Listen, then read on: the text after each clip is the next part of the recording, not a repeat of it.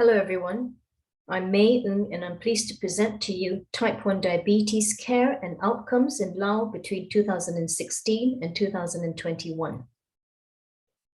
I have no conflict of interest disclosed.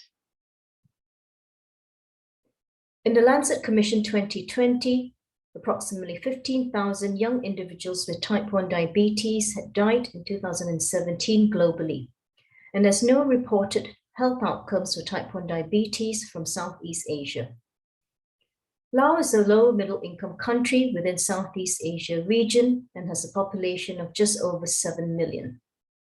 Before 2016, no Laotian child was known to have survived type 1 diabetes. Since 2016, in partnership with the Laos government, Action for Diabetes, a UK-registered non-government organization, began an initiative to provide insulin, blood glucose monitoring kits, HbA1c, and emergency hospital expenses for DKA for Laotian children and young people with type 1 diabetes. Within our methods, Laos has 5 main hospitals and 134 district hospitals across its 17 provinces and its Vientiane capital city prefecture. We included all Laotian children and young people who enrolled with type 1 diabetes since its first patient in February 2016. 23 of the 55 children and young people were from Vientiane capital, and the others were from the other 14 of the 17 Laotian provinces shown in the map. We looked at all data with regards to gender, age, presentation of diagnosis, duration of diabetes, as well as hospital admission and glycemic control. In the results, you can see that over 55 children and young people had been diagnosed with diabetes in Laos between February 2016 and 2021. 2 of the patients were later diagnosed with neonatal diabetes.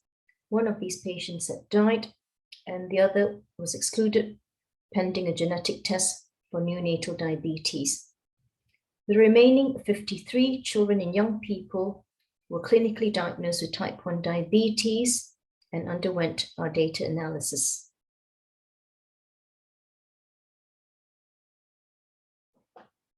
In this table, we show the characteristics of patients with type 1 diabetes enrolled.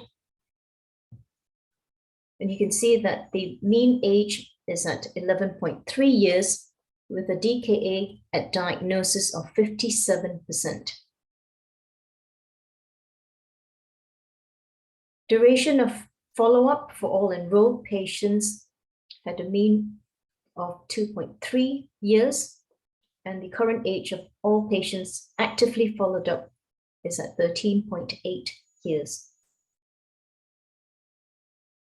In this table, we look at the children and young people's average HbA1c shown in the 2 figures by age range and by year.